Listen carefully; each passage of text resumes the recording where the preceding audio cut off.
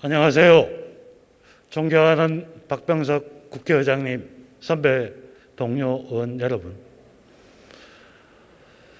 더불어민주당 고양시정 일산 서구 출신의 이용우입니다.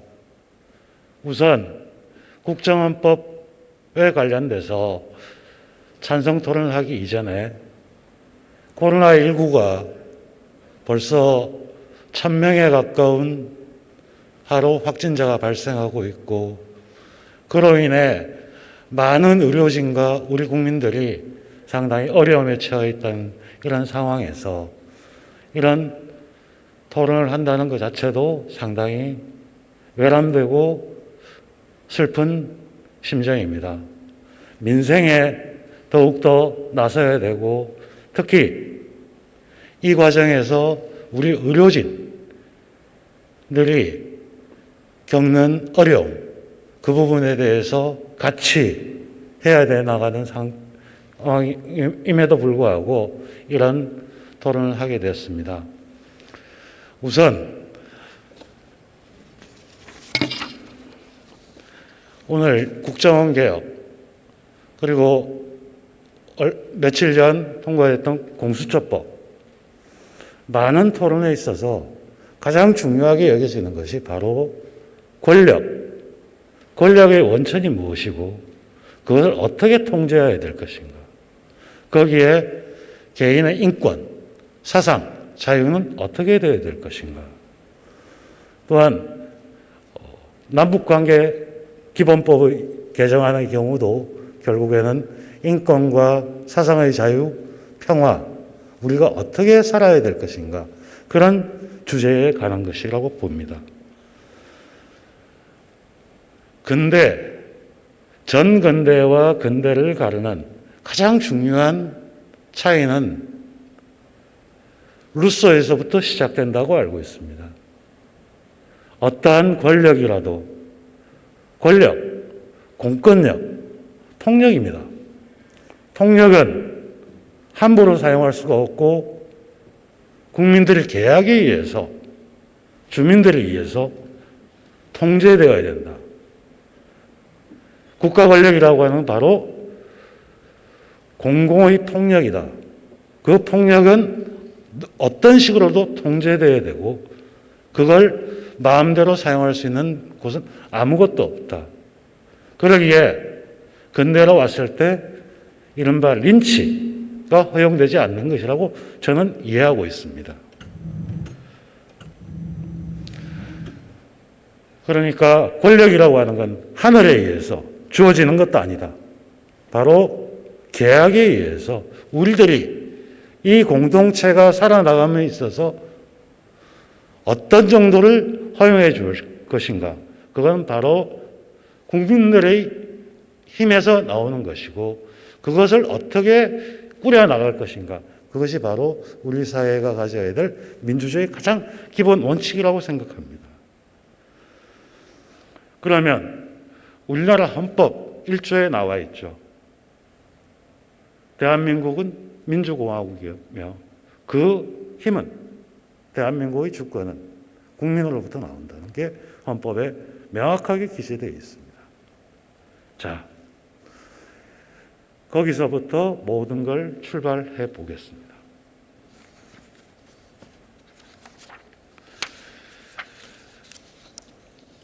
국정원법의 경우에 있어서 우리나라의 국정원이라고 하는 것이 어떤 것을 가지고 있었느냐. 그 누구한테도 통제받지 않고 권력의 이름하에, 권력의 입맛에 맞추어서 그 권한을 행사해 왔습니다. 그 권한을 독점하고 있고 통치자의 전유물로 향유되고 있던 것이었습니다. 바로 그 권한을 어떻게 나눌 것인가, 바로 그 권한의 독점권을 어떻게 나눌 것인가의 문제입니다. 사실 공수처법이 저는 완벽하다고 생각하지도 않고 이제 하나의 출발이라고 생각합니다. 왜냐하면 공수처법에 있어서도 바로 기소 독점권을 가지고 있는 검찰, 그 독점적인 권력을 어떻게 통제할 것이냐. 결국에는 그거는 선출된 대표에 의해서 통제될 수 있을 수밖에 없고, 그러나 특이하지만 독립성을 보장해 줘야 되는 그런 특이한 위치에 있다. 여기서 출발한다고 보고, 그렇다면 그 기소 독점권을 어떻게 나누어서 견제를 할 것이냐. 바로 그 독점을 어떻게 나눌 거냐의 문제고, 그 독점을 나누는 방법은 수없이도 많을 겁니다. 우리 야당 의원님들도 그렇고 많으신 분들이 얘기하는 부분이 있습니다. 선진국의 예를, 벤치마크를 많이 합니다. 잘 아시다시피 CSI 같은 드라마를 보시면 어떤 한 사건에 대해서 기소할 수 있는 권한은 선진국은 여러 군데 있습니다. 한 사건에 대해서요. 그러다 보면 어떤 일이 발생을 하느냐? 간단하죠. 저하고 가까운 사람이 있다고 해서 제가 기소 권한을 가졌을 때 기소하지 않는다면 뭐가 될까요? 다른 사람이 기소를 합니다. 다른 권한을 가진 쪽에서 그 사람이 기소해서 유죄가 됐을 땐 기소하지 않은 저는 직무를 잘못한 게 되고 그거에 대한 탄핵과 여러 가지 견제를 받게 되었습니다. 바로 그런 경쟁 관계를 만드는 것입니다. 공수처법의 경우에 있어서는 모든 걸 그렇게 한 번에 나누는 것보다도 고위공직자에 관련해서만이라도 독립적인 것들 두어야 되는 거 아니냐. 그래서 하나의 출발점으로 저는 생각을 하고 있습니다. 이제 시작인 겁니다. 그 시작을 첫 발자국을 떼어보자. 여기서 출발했다고 보고 있습니다. 또한 이 과정에서 저는 저희 지역구는 고양시청, 그러니까 일산, 파주와 맞닿아 있는 일산입니다. 사실 남북관계로 막혀 있어서 지역의 경제 발전이 상당히 장애가 되고 있는 그런 지역에 살고 있습니다. 제가 선거에 나올 때 저희 지역에 이슈가 하나 있었습니다. 분당과 일산 둘 다 1기 신도시예요. 1기 신도시인데 지역의 경제력이나 많은 차이가 있었습니다. 그랬을 때 왜 같은 시기에 신도시가 조성되었는데 이렇게 격차가 나느냐, 이런 이야기를 많이 해왔었습니다. 근데 제가 보기에는 너무나 당연한 귀결이었습니다. 왜일까요? 분당은 경부선 축으로 경제가 확장될 수 있는 쪽이었고요. 사실 일산, 파주 쪽은 남북관계가 어떻게 되냐에 따라서 사실 남북관계가 평화교류가 있다면 그 경의선 축에 의해서 북쪽으로 뻗어나갈 수 있는 중심지가 될 수 있는 그런 지역이었습니다. 근데 그 혈맥이 막혀 있는 거죠. 막혀 있는 상태 속에서 어떻게 발전을 할 수 있을까? 결국에는 서울에 의존할 수밖에 없는 이런 지역이었거든요. 그런 상황에서 선거 과정 속에서는 일산이 발전하지 못했다고 여러 가지 문제를 했었습니다. 그러나 상대당 후보하고 비교했을 때 상대당은 남북관계를 적대적 관계로 하고 주장하는 쪽에서 왜 발전이 안 됐냐, 이런 이야기를 하는 것 자체가 사실은 논리 모순이었습니다.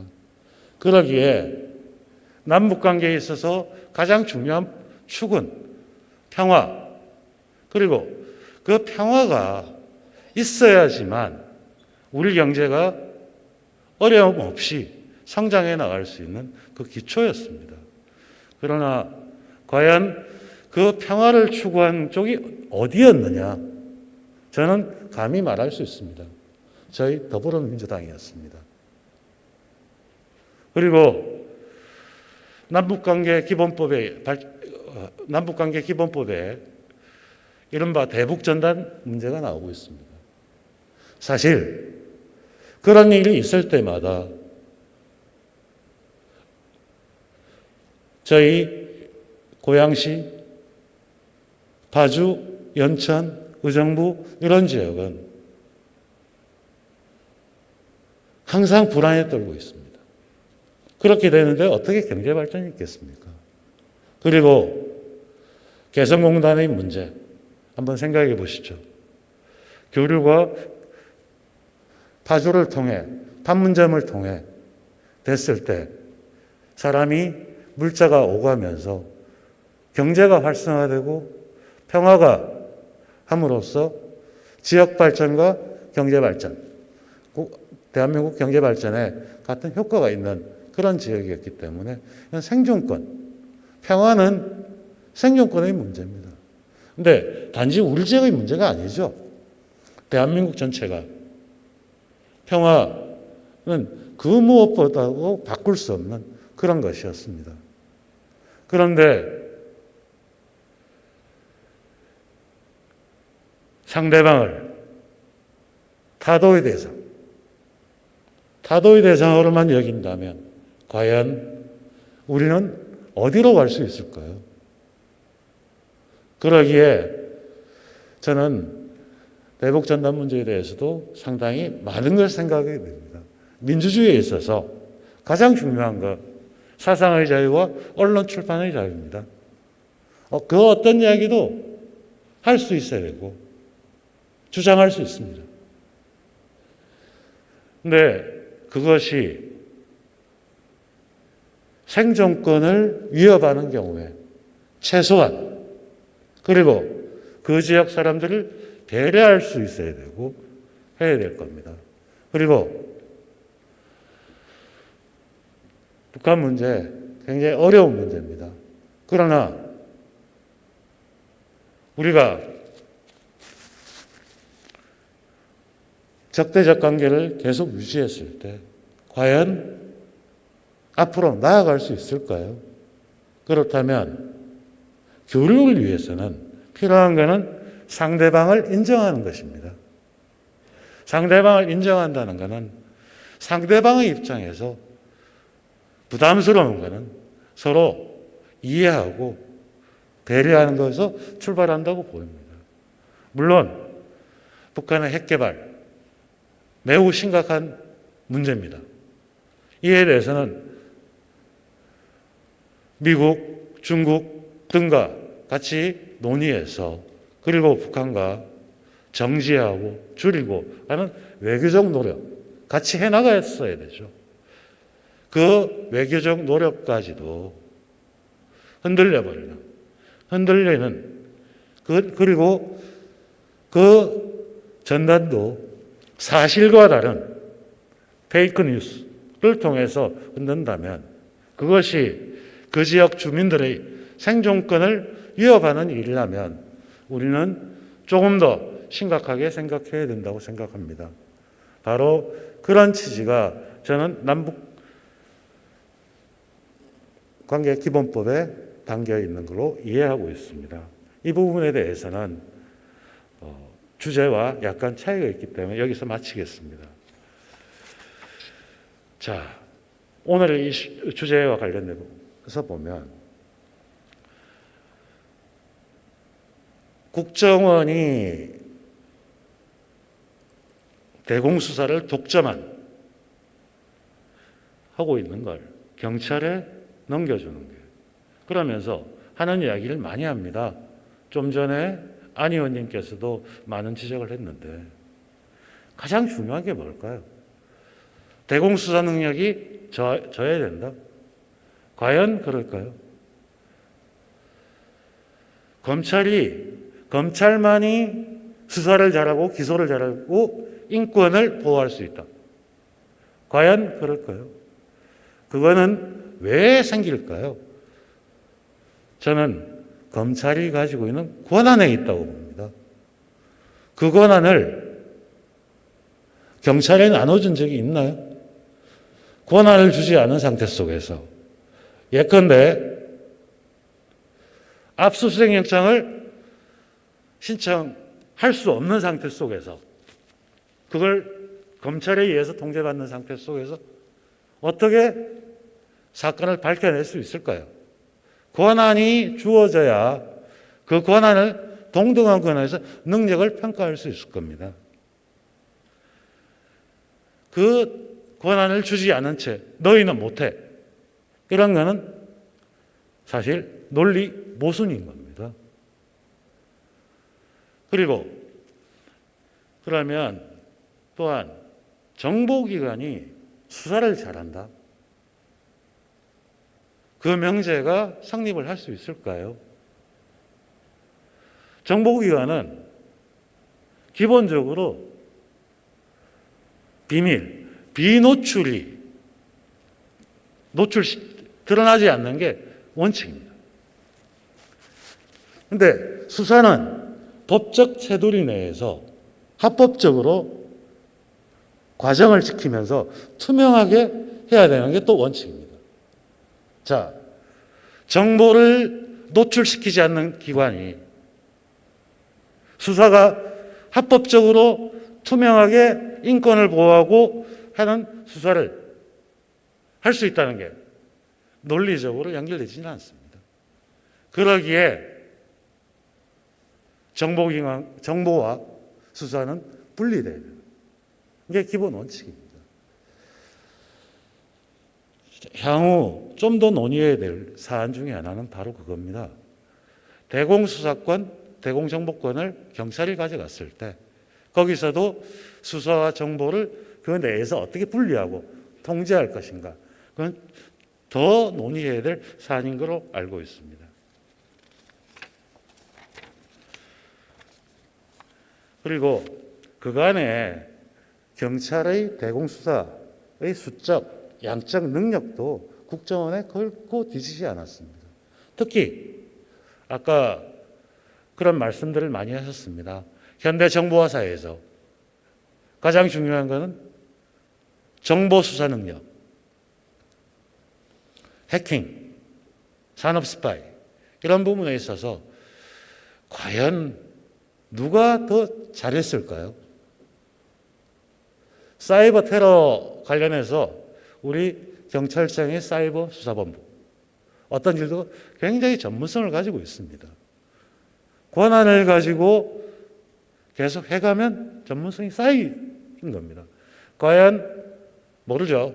국정원도 비밀이니까 그 능력을 저희들이 평가하지 못할 수도 있지만 큰 차이는 없고 그건 서로 새롭게 발견해서 하는 것이라고 보입니다. 저는 회사에 있던 회사 경영을 주로 했던 사람입니다. 경영을 할 때 가장 회사 CEO들이 아무리 잘했던 회사도 바꾸거든요. 왜 바꾸나 보면 관점을 달리하는 거거든요. 자기가 업적이 있고 잘했다고 하더라도 사람은 단점이 있습니다. 실수한 것도 있고요. 근데 자기 눈에는 그 실수한 게 안 보입니다. 근데 새로운 사람이 들어오면 그 사람의 눈에는 그 전임자는 왜 저게 당연하지? 그렇게 의문을 가지게 되겠습니다. 그러면서 그 의문에서 교정을 하게 돼 있거든요. 바로 이런 부분에서 유추할 수 있는 것들이 뭐냐면 수사와 기소를 분리해 보는 겁니다. 그게 또 하나의 기본 원칙이 되는 겁니다. 수사한 사람은 A라는 사람을 난 범인인 것 같아서 거기에 집중을 했습니다. 막 몰입해서 달려갔어요. 입증을 했다고 생각하는데 다른 사람이 보면 이런 거 챙겨봤어? 이런 거 생각해봤어? 어쩌면 자기가 몰입하기 때문에 다른 측면을 못 보는 경우가 생깁니다.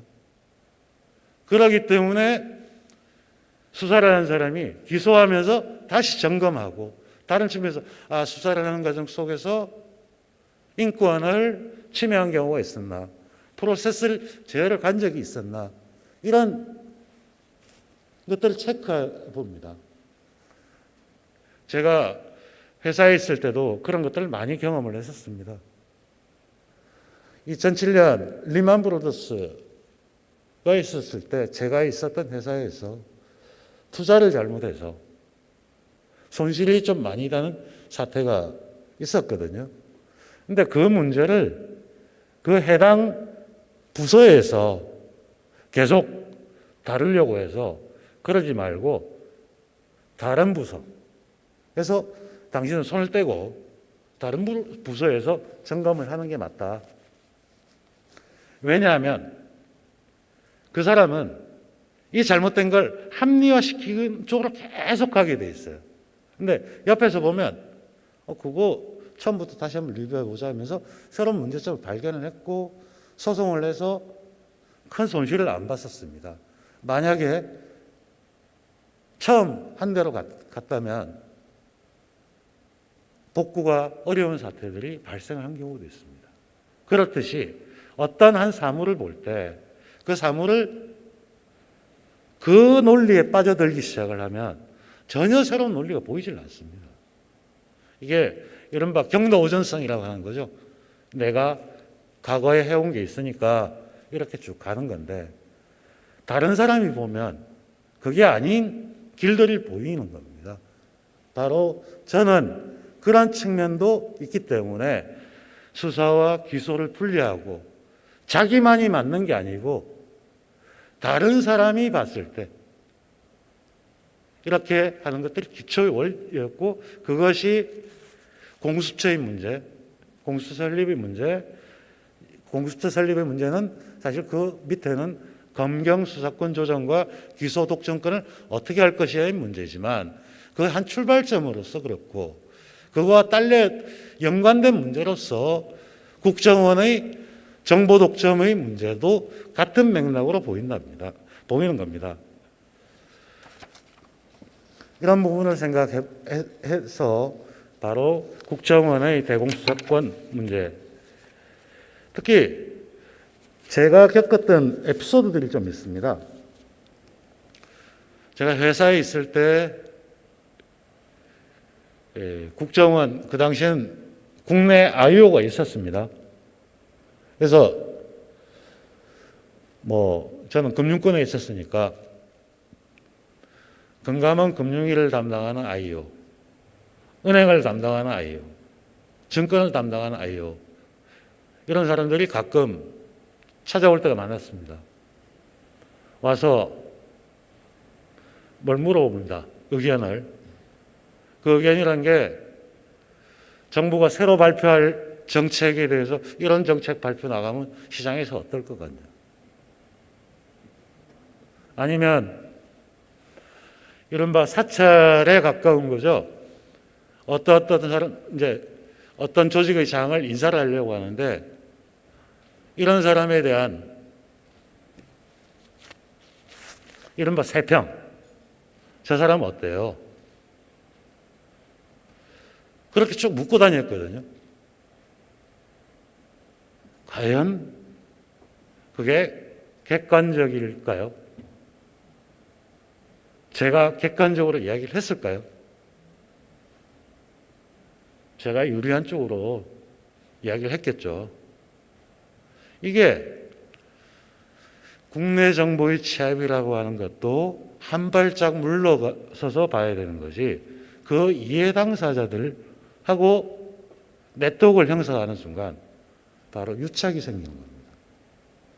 그 유착에 의해서 한쪽으로 쏠려지는 그런 현상이 있었고 바로 국정원의 정보 수집이라고 하는 부분도 특히 국내 정보 수집은 그런 측면이 강했고 그렇기 때문에 이 정부 들어서서 국정원 초기 계획이 그런 부분을 없애버리는 그래서 출했던 겁니다.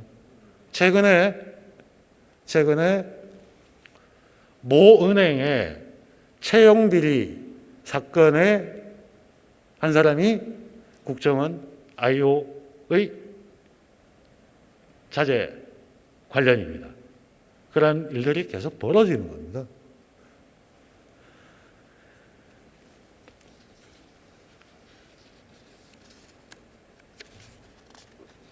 그리고 이거는 제가 제 친구한테 들었던 이야기입니다. 지난번 평창 올림픽 때도 그렇고요. 월드컵, 엑스포 이럴 때 안전통제단장, 그러니까 경호를 총괄하는 거죠. 그 지역을 국정원에서 맡았어요. 항상. 그리고 그 사람이 경찰을 지휘 통제합니다. 근데 다른 나라 사람들이 굉장히 의아해하는 사안입니다. 그게. 자, 예전에 그런 사건이 있었죠. 우리나라 선교하지 말라고 했는데 아프가니스탄인가 선교하다가 해서 사건이 있었지 않습니까? 그 접촉을 국정원에서 했고요. 했는데 그 사람의 얼굴이 드러난 적이 있었죠. 그래서 국정원은 요원의 얼굴이 드러난 겁니다. 그 지역 책임자가. 자, 아까도 말씀드렸듯이 정보 쪽은 비밀이 우선인데고. 근데 어떻게 비밀을 드러나지 않아야 되니 단장을 맡는 이상한 일이죠. 바로 이런 것들이 국정원의 개혁에 같이 맞물려 가는 겁니다.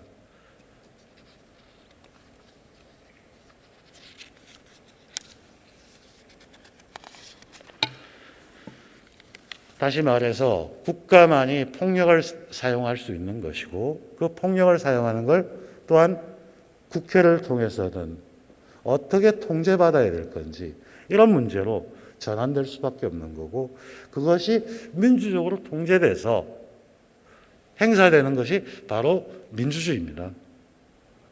이 민주주의 가장 기초적인 문제.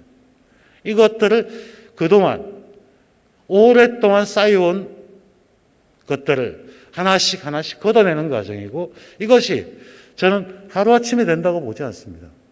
이른바 적폐라는 말을 많이 씁니다. 적폐는 뭘까요? 말 그대로 수없이 많은 세월을 통해서 켜켜이 쌓여서 있는 것이 적폐입니다. 만약에 적폐가 하루아침에 어떤 법 하나 바꾼다고 바뀌어진다면 그 자체는 적폐가 아니었을 겁니다. 하나씩 고쳐나가려고 하면 항상 저항이 있을 수밖에 없고 여기서 한 걸음 한 걸음 나아가면서 시간이 쌓여야지만 적폐는 벗어날 수가 있습니다. 바로 이런 과정이 중요한 우리의 과정이고 이 국정원법, 이 문제는 여기를 출발하는 한 출발점이다.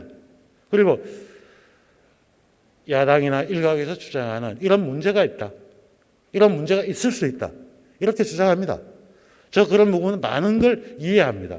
왜냐하면 관행은 하루아침에 바뀌질 않습니다. 문제를 지적하고 하더라도 최소한 하나씩 나아가는 것. 그것이 일을 하는 방법이라고 생각합니다. 세상 일을 하는 데 있어서 무슨 일이든 안 되는 이유는 수만 가지 이유를 댈 수가 있습니다. 그러나 변화를 하려면 최소한의 것도 해가면서 또 부작용도 생길 수 있습니다. 그럼 논의를 해서 다시 고치는 과정. 이게 바로 우리가 개혁을 하는 방법이 아닐까 이렇게 봅니다. 바로 그 출발점이 여기에 있다. 그리고 이 출발점에서부터 지금 그 방향으로 나아가고 있느냐 아니면 거꾸로 가고 있느냐 이걸 보는 것이 그 사안을 보는 것이라고 생각합니다. 지금까지 바로 공권력의 문제와 그 공권력을 어떻게 통제할 것인가.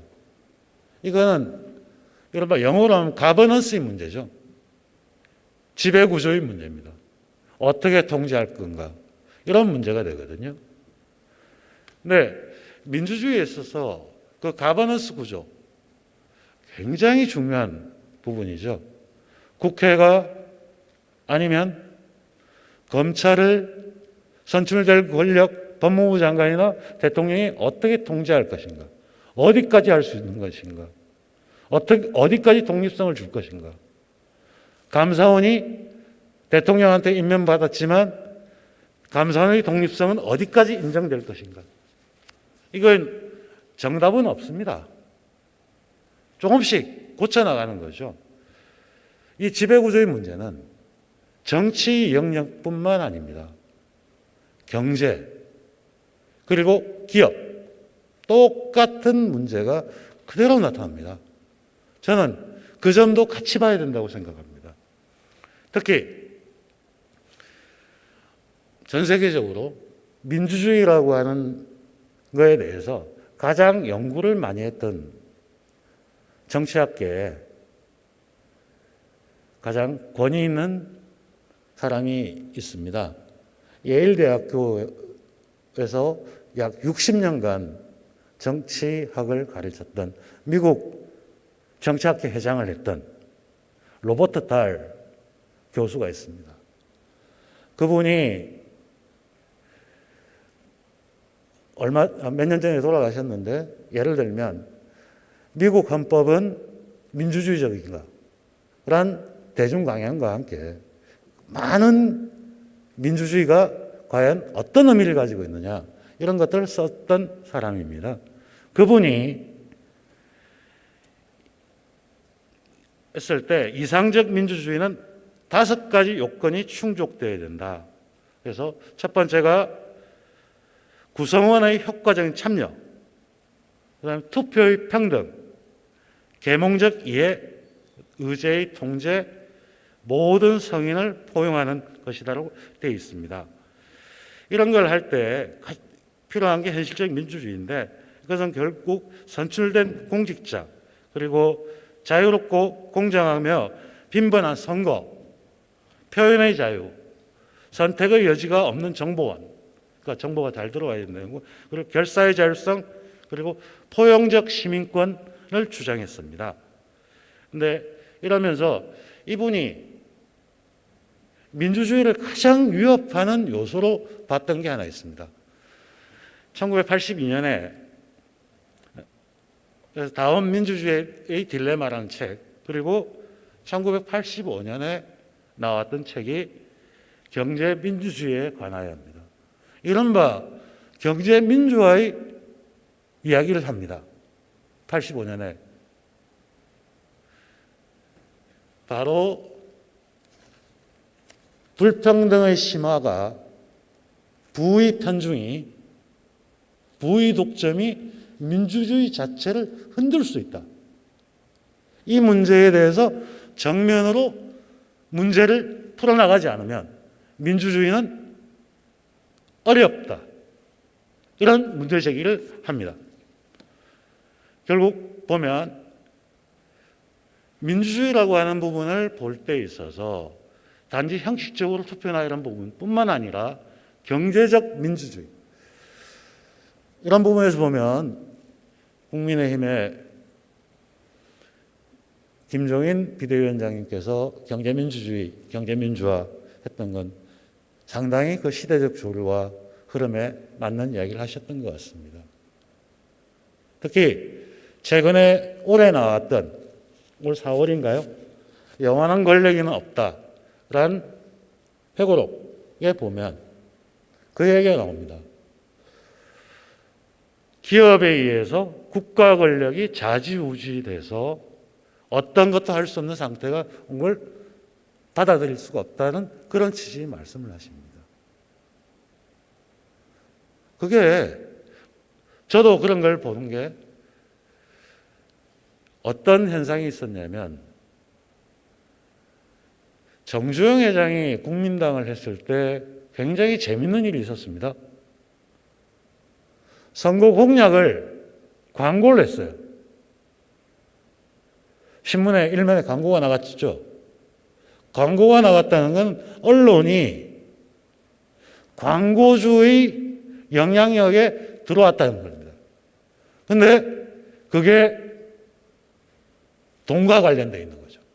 그렇다면 의제 자체가 거래자본의 의제 속에 포섭될 수밖에 없는, 지금 언론의 문제를 한번 보시면 언론이 누구의 통제를 받습니까? 먹고 사는 문제를 보면 언론은 독자를 두고 기사를 쓰지만 그 의제는 광고주의 영향력에 놓일 수밖에 없습니다. 그렇다면 과연 그 상황에서 언론의 독립과 표현의 자유가 어떻게 될 것인가? 바로 이게 민주주의의 가장 핵심이에요. 이것들이 잘 안 될 수밖에 없는 그런 구조를 넣었습니다. 그러면 이런 것이 사실 보면 기업의 지배구조에서도 똑같은 현상으로 나타납니다. 자, 자본주의 발전에 있어서 아니면 근대의 발전에 있어서 가장 중요한 발견이라고 하는 발견 또는 발명품이 주식회사 제도입니다. 주식회사 제도는 일주 일표에 의해서 위험을 분산하고 표결에 의해서 위임되는 그런 구조죠. 그렇다면 주주는, 한 주를 가지고 있는 주주는 국가로 치면 국민입니다. 그렇죠. 그 다음에 주주총회라고 하는 것은 선거입니다. 선거에 위임된 경영진 이사회가 구성됩니다. 이사회는 국회 이런 뜻일 겁니다. 그 이사회 중에서 일부는 집행임원, 그러니까 다 주주에게 위임받아 있는 겁니다. 그 과정이 어떻게 투명하고 객관적으로 움직이느냐가 회사의 지배구조입니다. 이 회사의 지배구조 자체가 또 어떻게 움직일 것이냐. 이게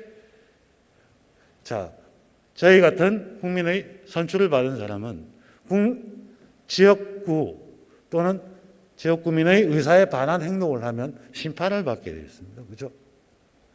그렇듯이 집행임원이나 이사회도 심판을 받게 되어 있습니다. 아니면 이사회에서 위임돼서 집행임원을 줬으면 이사회는 그 집행임을 견제해야 되는 겁니다. 왜? 주주의 뜻이 그거니까. 그러니까 위임받은 권력입니다. 이 위임받은 권력을 어떻게 행사할 것인가. 이게 지배구조의 문제입니다. 그렇게 보면 지배구조의 문제는 그렇게 어려운 문제가 아닙니다. 우리 생활의 문제입니다. 네, 이 지배구조를 잘 보시죠. 과연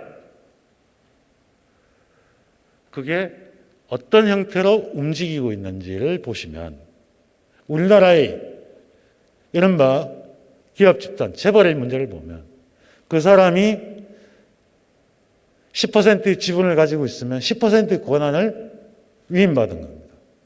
그런데 과연 권한을 다 쓰냐? 10%만 쓰고 나머지 90%는 어떻게 할 거냐? 그게 아니고 그 전체를 자기 걸로, 자기 것인 양 결정을 하는 형태가 되는 건 독단이 되고 독재가 되는 겁니다. 이번 국회에서 공정상법, 공정거래법과 금융복합기업집단 감독법 그리고 상법이 일부 개정안이 통과됐습니다. 그 법에 담겨 있는 내용도 가장 기초적인 지금까지 그러지 못했던 걸 조금이라도 한 걸음 나아가자는 거였습니다. 자, 저는 회사에 입사해서 아니면 우리 국회 사무처 직원들도 마찬가지고 모든 사람들이 제일 먼저 사회생활을 하면 배우는 게 그거라고 생각합니다. 공금과 내 돈을 구별하는 거죠. 공금은 공금대로 따로 써야 되는 거고 내 돈은 내 겁니다. 근데 과연 재벌의 사익 편취 이게 뭘까요? 공금을 사적으로 유용하는 걸 이야기하는 겁니다. 가장 기초적인 원리부터 우리가 생각해야 되는 이슈입니다. 그리고 이것이 바로 주식회사 제도를 제대로 운영하고 글로벌 스탠다드에 맞게 하는 겁니다. 이게 바로 기업의 지배구조고 그 지배구조는 우리 사회 정치의 지배구조와 유사한 구조를 가지고 있고 그것이 같이 움직이지 않으면 그 사회는 많은 갈등을 야기하게 됩니다. 최근에 산업은행이 아시아나 문제를 가지고 한진칼의 항공산업 구조조정을 위해서 지원하는 문제가 있었습니다. 그때 굉장히 재미있는 게 있습니다. 가처분 소송은 있었지만 그 이후에 한번 보시면 한진칼의 대주주는 이른바 삼자연합이었습니다. 40몇 %였고요. 그 다음에 조원태 회장이 40% 가지고 2대주주입니다. 근데 조원태 회장이 CEO예요. 그럼 조원태 회장이 CEO라고 하는 거는 자기 40% 가지고 있는 거, 삼자연합이 가지고 있는 거, 시장에 있는 일반 소액주주. 이 사람들을 위임을 받은 거 아닙니까? 그죠? 그럼 이 사람은 누구를 위해서 일을 해야 되냐면 이 세 군데 다 전체를 아울러서 이해관계를 조정하는 책임을 가지고 있습니다. 근데 뭘 했나요?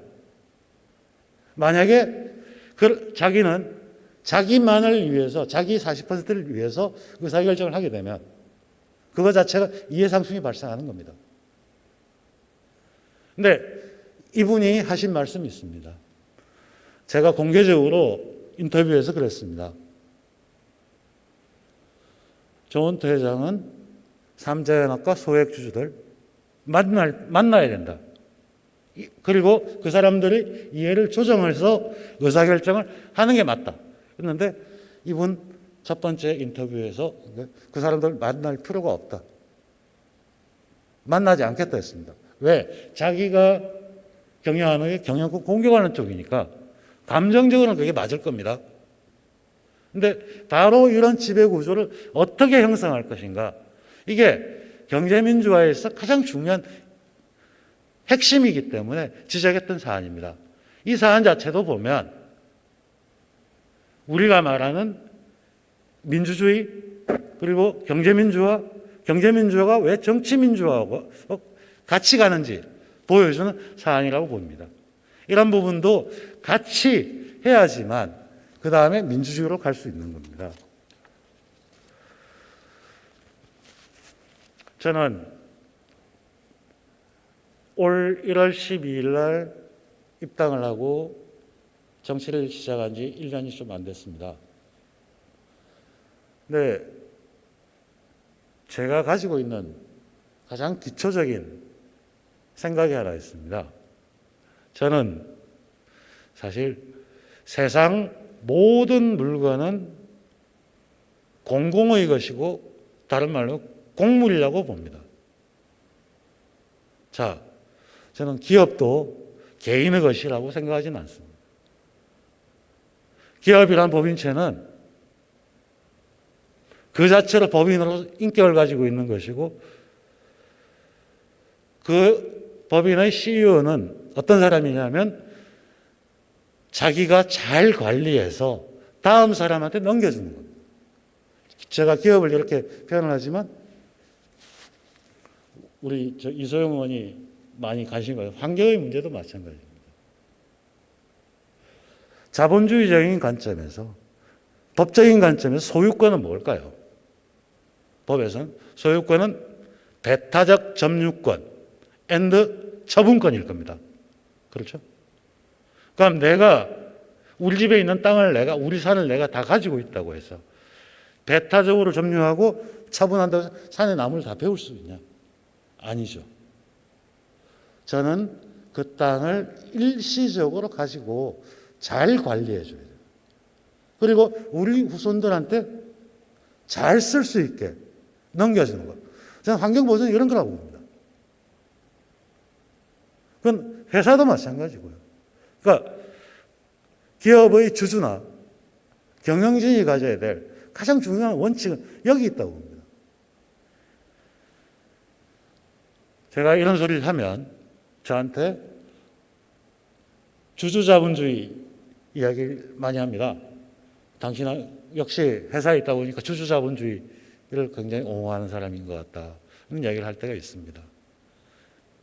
그런데 자, 예를 들면 포항제철의 주주의 것일까요? 아니면 아닐까요?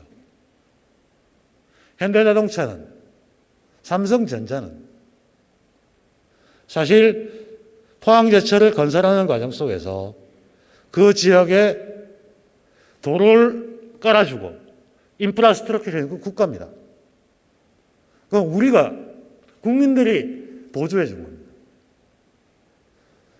그리고 우리나라 전력 가격 체계의 가장 큰 문제가 뭡니까? 공장용 전기값과 가정용 전기값이 차이가 있습니다. 그 말은 가정용 전기를 쓰는 사람이 공장용 전기를 쓰는 사람한테 보조금을 준 거와 똑같습니다. 왜? 기업을 키우고 그 기업이 고용을 하고 사회 발전하라고 한 거거든요. 그렇다면 뭐가 필요할까요? 아, 내가 이렇게 크는데 주주로서의 내가 잘한 것도 있지만 뭐죠?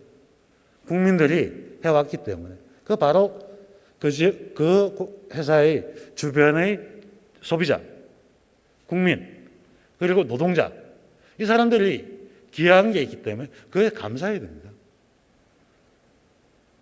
그렇기 때문에 이른바 이해관계자 자본주의론에 따라서 그 사람들을 어떻게 의견을 받아들일지 필요한 거라고 봅니다. 근데 어떻게 됐나요, 우리가? 주주조차도 제대로 대접을 하질 않는데 어떻게 노동이사를 하겠어요? 사실 이런 지배구조도 바로 그 사회를 구성하는 가장 기초 원리고 앞으로 우리가 나아가는데 가장 중요한 관점으로 봐야 되는 겁니다. 이거는 공정산법 때문에 저는 여러 관계자를 만날 때 있었던 일이었습니다. 계속 그런 얘기를 하시더라고요. 경영권을 위협받는다. 공정산법 때문에. 그런 이야기를 하면서 그거는 할 수가 없다고 하더라고요. 근데 이것도 유사하게 한번 생각해 볼 필요가 있습니다. 회사라고 하는 걸 봤을 때 회사를 하나 제가 스타트업을 만들어서 하면 저한테 누가 돈을 구워주겠습니까? 안 구워주죠? 구워준다면 은행에서 빌린다면 그건 이자를 내면 되는 거고요. 그게 아니면 이제 벤처 캐피탈 같은 데서 돈을 받지 않습니까? 주주를 모시는 겁니다. 그 주주한테 그만한 대가를 줘야 되겠죠. 그 대가가 의사결정의 참여권입니다. 그 다음에 그 회사가 IPO를 했다.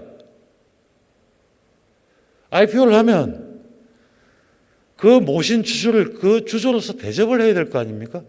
근데 주주가 경영에 대해서 뭐라고 하는 건 싫고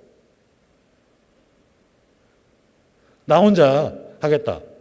이거는 문제가 많은 거 아닐까요? 제가 이런 말씀을 쭉 드리는 이유 중에 하나는 바로 기업이나 그리고 경제나 정치나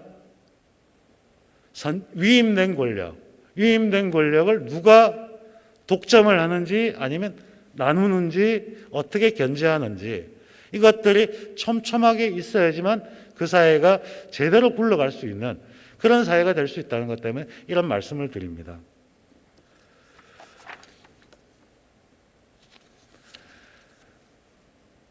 그리고 이런 지배구조가 제대로 되어야지만 그 사회는 발전이 생깁니다. 제가 기업인 출신이라서 그런지 몰라도 어떤 사회가, 우리 사회가 이제 변화를 해야 하지 않습니까? 혁신. 우리가 새롭게 발전을 해야 되는 혁신, 새로운 걸 해야 된다는 얘기를 많이 합니다. 근데 그 혁신은 언제 생길까요? 국민의힘도 비대위가 됐었고요. 정치판에서 비대위가 생길 땐 항상 언제죠? 졌을 때. 졌다는 건 이렇게 가면 큰일 났다.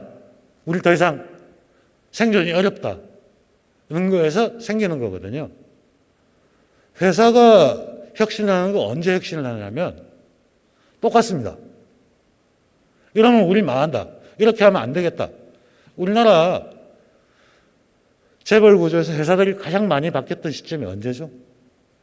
IMF 위기 때입니다. 위기가 와서 옛날 방식 그대로 하면 우리는 안 되겠구나. 그래서 사회이사 제도도 도입하고 감사위원 제도도 도입하고 쭉 있었던 거 바로 거기서 출발합니다.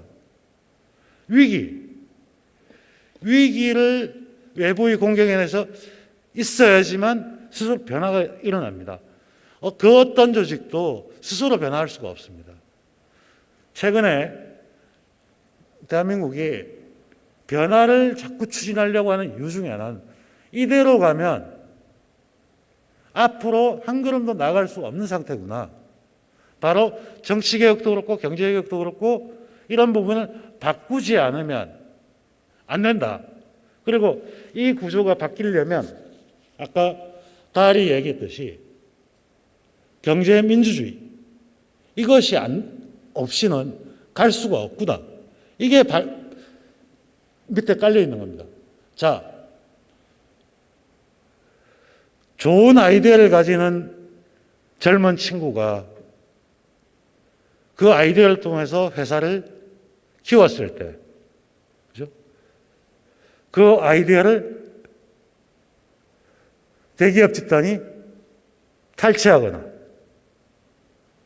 이래버리면 과연 거기서 새로운 게 나올 수 있을까요? 아무도 안 합니다. 그렇죠. 그렇기 때문에 필요한 게 그런 기술 탈취나 이런 부분에 대해서 징벌적 배상에 해서 그 사람들을 보호해야 됩니다. 아까 독점의 문제를 얘기했었습니다. 실제 정말 안타까운 일이 하나 있었죠.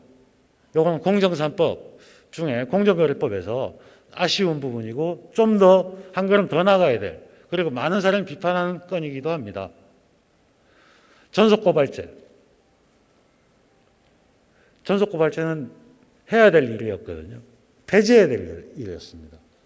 최근에 그 기사가 있었습니다.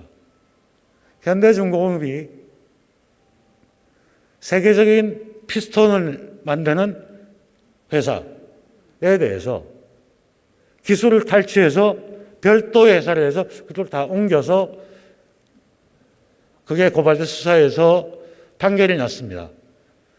과징금 9억 7천, 사상 최대라고 합니다. 근데 그 소송 과정이 5년이 걸렸고요. 그 회사는 이미 멍이 들 대로 멍이 들었습니다. 그거 공정위가 고발한 거 아닙니다. 소비자원의 조사. 그래서 소비자원과 검찰이 고발을 요청을 해서 한 겁니다. 거기서도 보면 고발을 독점하는 것 자체, 이런 것들이 왜 문제가 되는지, 왜 활력을 떨어뜨리는 건지, 그리고 그것이 중견기업으로 크는 기업들을 어떻게 만드는 건지, 경제 민주주의 기초를 얼마나 한다는 걸 보여준다고 생각합니다. 이런 부분에 대해서 과감하게 시행을 하지 않으면 안 되는 것인데 이번 법안에서는 그까지 나아가지 못했습니다. 앞으로 우리가 더 논의해서 나아가야 될 부분입니다. 그걸 하지도 않고 이건 안 될 것이다. 이런다면 대한민국은 더 이상 새로운 체계를 만들어내기는 어려울 것 같습니다.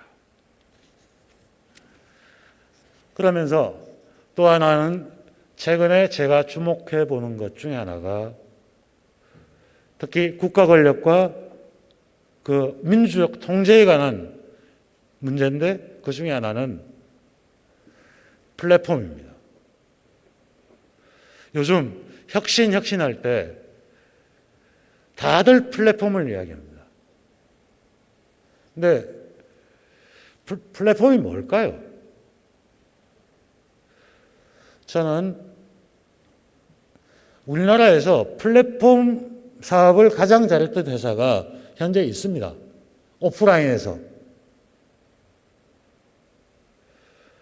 실명을 거론하기 그렇지만 엘모 백화점입니다.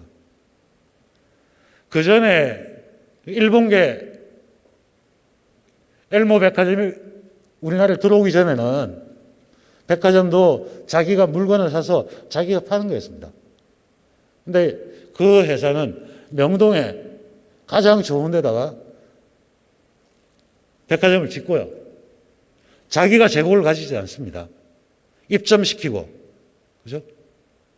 물건을 조달해서 자기가 마케팅을 해주고 수수료를 20, 30% 먹었습니다.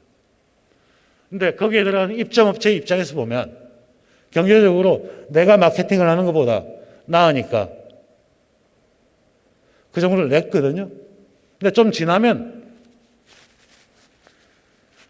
어떤 회사는 이제 브랜드 파워를 가지게 돼서 그냥 자기가 해도 고객이 와요.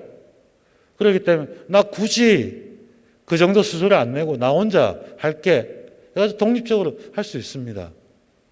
그런 과정을 겪었거든요. 그렇다면 그 회사가 해준 게 뭘까요? 자리를 만들고 물건을 소싱을 하면서 품질을 유지해주고 마케팅 광고 선전을 대신해서 고객이 오게 하는 겁니다. 제가 왜 이 부분을 이렇게 말씀을 드리냐면 거기서 나오는 게 뭘까요? 우리 법에 의해서 예를 들면 식품위생법에 따라 가지고 원산지 표시에 관련한 법률에 따라서 원산지 표시를 잘못하면 우리 법에 의해서 국회에서 만들어진 법이죠. 어떻게 벌칙을 주어지지 않습니까? 그런데 그 회사가 나름대로 벌칙을 줄 겁니다. 근데 발전하면 발전할수록 회사가 아니고 국가가 해야 되는데 법에 의해서 해줘야 되는데 그게 아니고 그 자체에서 일어나 버리는 경우가 생깁니다. 근데 그 자체에서 일어날 때 그게 한쪽을 지원하거나 하게 되면 문제가 생기게 돼 있거든요. 그 부분이 앞으로 가장 큰 우리 사회의 쟁점으로 될 겁니다. 플랫폼을 만들어서 물건을 했는데 거기에서 나름대로 기준이 있어요. 국회에서 설정된 법에 의하면 어떤 걸 하지 말라고 되어 있지만 그거보다 더 할 수도 있고 자기 마음대로 했을 때 그 규칙을 누가 만들 것이냐. 이거는 플랫폼에서 알아서 하는 거니까 놔두세요. 원래 시장이라고 하는 플랫폼은 시장의 성격을 가지고 있거든요. 예를 들면 유가신간 신고서, 거래소를 한번 봤을 때도 비슷한 일들이 발생을 합니다. 자율적으로 알아서 한 건데 그것이 소비자 보호가 안 됐을 때, 공시 의무를 위반했을 때 법의 영역으로 들어오게 돼 있거든요. 그런 것들을 명확하게 규칙을 설정을 하지 않으면 앞으로 나아갈 수가 없다는 걸 우리는 충분히 이해해야 될 겁니다. 그리고 이 문제는 향후 우리가 가져야 될 가장 중요한 앞으로 관심사 중에 하나가 되어야 될 겁니다. 그러지 않게 되면 그쪽에서의 독점에 의해서, 새로운 독점에 의해서 여러 가지 문제를 야기시킬 겁니다. 이제 거의 조금 정리하는 단계로 들어가야 될 것 같네요.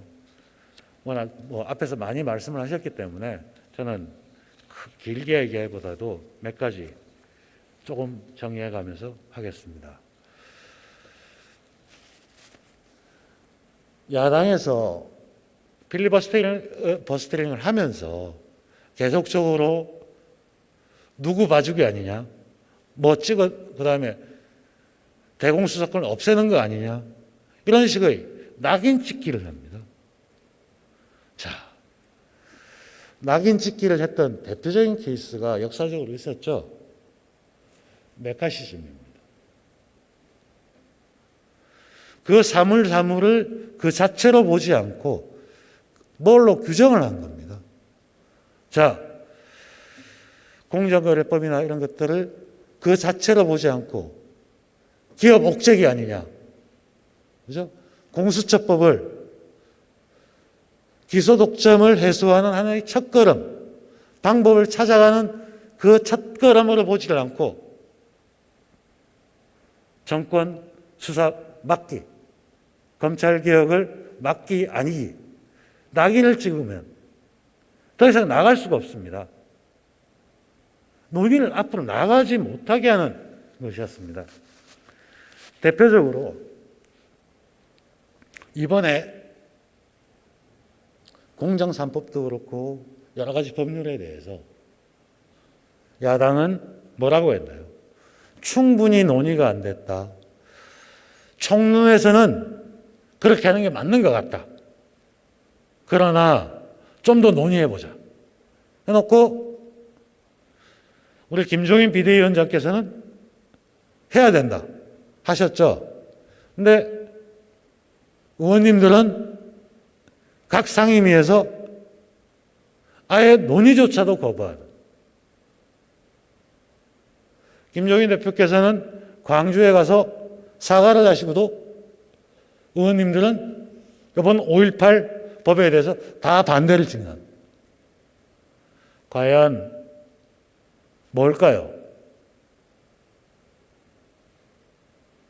말과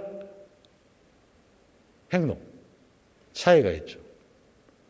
국민의힘 당 강령에 당명을 바꾸면서 경제민주화가 강령이 들어갔습니다. 그러면 그 강령에 따른 법안을 내야 될 거 아니에요.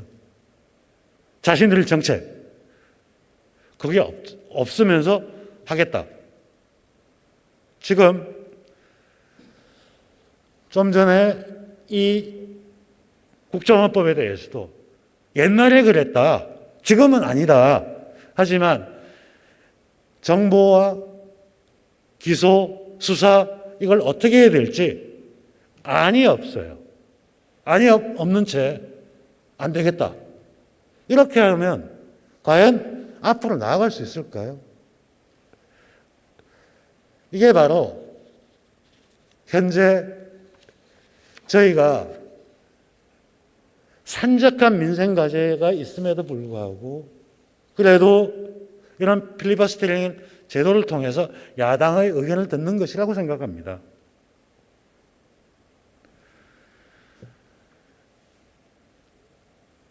그리고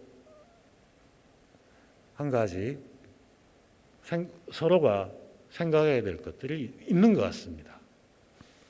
저는 기업에 있으면서 뭔가 새로운 것들 그리고 뭔가의 변화 이런 걸 많이 추진해 왔습니다.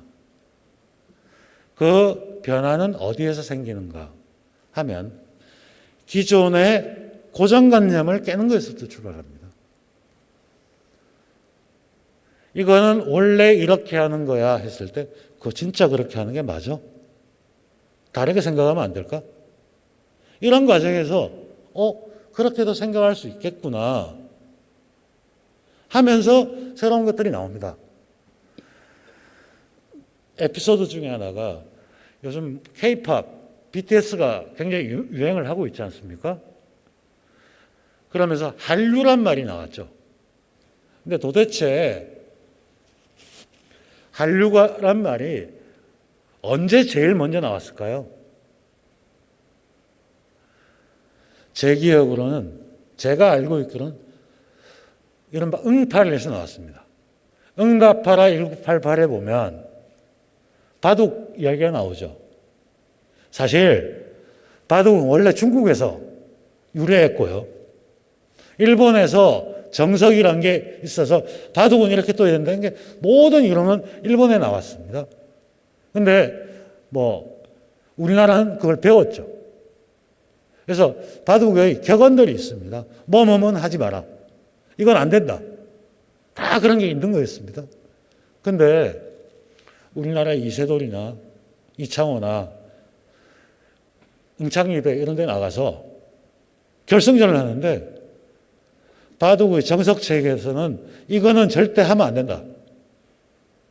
누구는 이런 식으로 뜨느니 아예 돌을 던지고 말겠다 하는데 그걸 뜨는 거예요.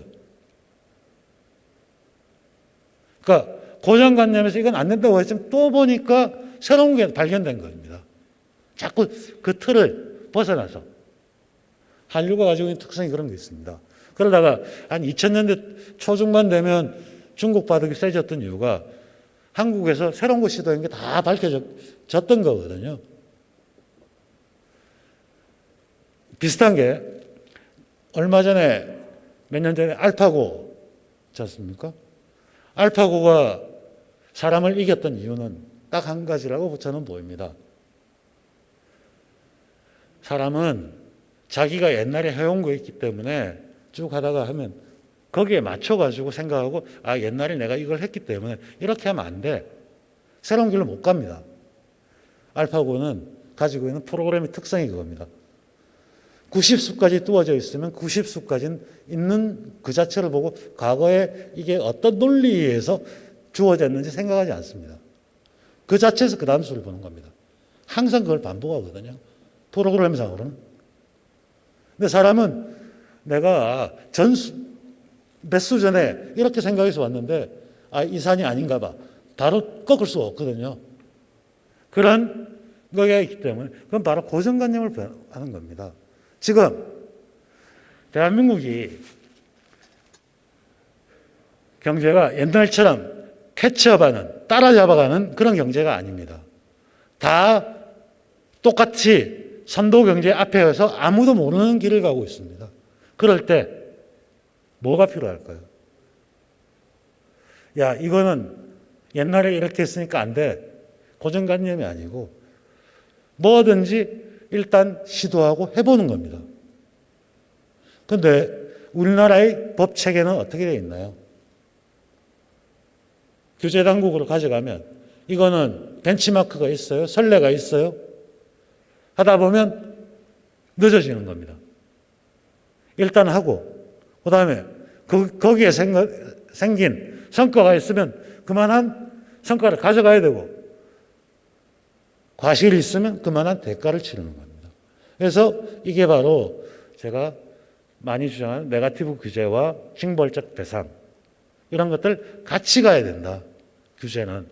그러니까 지금 보시죠. 제가 검경수사권 조정이나 국정원 문제 이런 문제들 오랫동안 쌓여왔던 기존의 관행이라고 했지 않습니까? 그러면 최소한은 이건 한번 해보자면 시도하면서 고쳐나가야 돼요. 그걸 고치지 않고 이유를 대기 시작을 하면서 그대로 있으면 세상은 변하는데 세상에 정답은 없거든요. 조금 다를 뿐입니다. 우리 야당과 여당 내가 맞다 틀렸다가 아니죠. 우리는 서로 다르다. 다르다고 하면 상대방을 인정할 수가 있고요.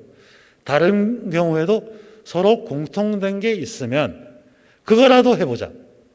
사실 이번 저는 공수처법이나 국정원법 미흡한 게 많이 제 기준에는 저하고 생각이 다른 게 있지만 그래도 하나라도 앞으로 나가보자. 시도하면서 고치자. 이게 우리가 앞으로 나갈 길이 아닐까 이렇게 생각합니다. 이런 것들을 같이 논의하는 자리가 우리가 서 있는 여기가 아닐까. 그래서 참 안타까운 겁니다. 지금 서로 생각해야 될 게 내가 맞다, 네가 틀렸다 이렇게 해서는 한 걸음도 나갈 수가 없다. 저는 정치를 시작하면서 예전부터 저에게 많은 이야기를 해줬던 사람이 원로가 그 이야기를 했었습니다. 세상에 세 가지는 없다. 이런 이야기를 했었습니다. 그 중에 첫 번째가 공짜는 없다. 자본주의의 가장 기초적인 겁니다. 세상에 공짜 없다. 모든 일은 비용이 듭니다. 새로운 거 할 때. 두 번째가 비밀은 없다. 너와 나만 아는 거 세상 사람 다 안다. 저는 이게 공직자로서 아니면 기업의 CEO도 누구한테 위임을 받은 사람으로서 갖춰야 될 자세라고 생각합니다. 마지막으로가 세상에 정답은 없다. 정답이 있으면 그의 반대는 틀린 답입니다. 정답이 없고 지금 현재 해답, 맞는 답, 차선의 답이 있는 거죠. 그럼 다른 답도 인정할 수 있습니다. 바로 저는 이 남북관계기본법, 국정원법, 공수처법, 현재 쟁점에 대한 이런 것들은 바로 그런 자세를 가지고 하나씩 하나씩 논의를 하면서 같이 풀어야 될 과제다. 그렇기 때문에 이 자리를 빌어서 여와 야가 좀 더 머리를 맞대보자. 이런 말을 하고 싶습니다. 오늘은 이 정도로 정리를 하면서 마지막으로 한 가지 제안을 하고 싶은 게 있습니다. 코로나19 때문에 상당히 어려움이 있습니다.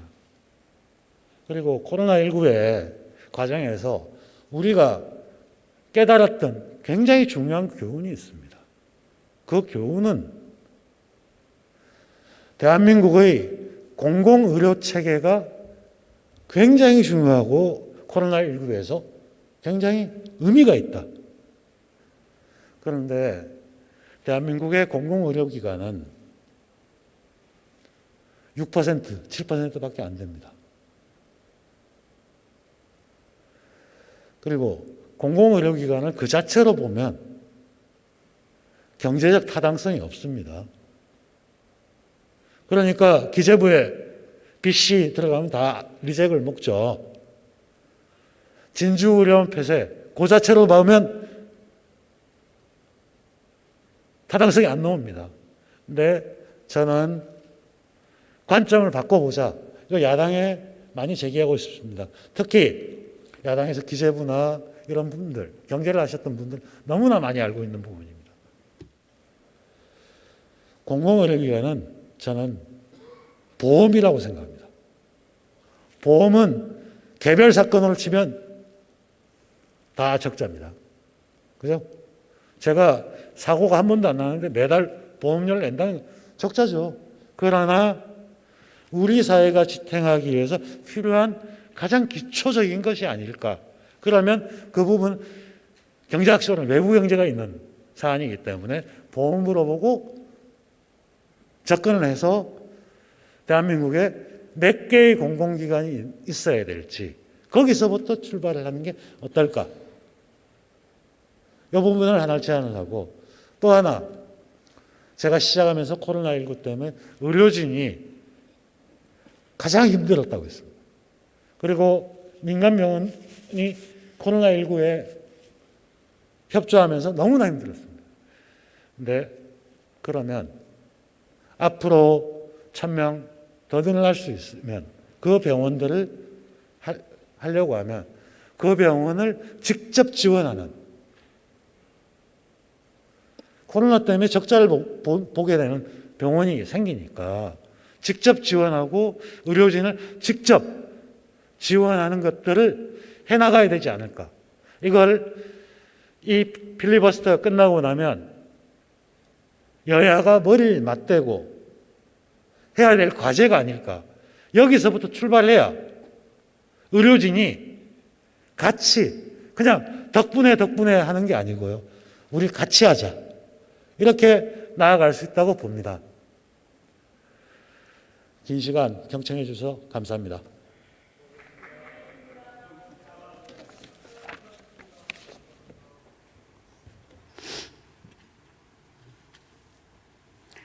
이용우 의원님 수고하셨습니다. 다음은 김태흠 의원님 나오셔서 토론해 주시기 바랍니다.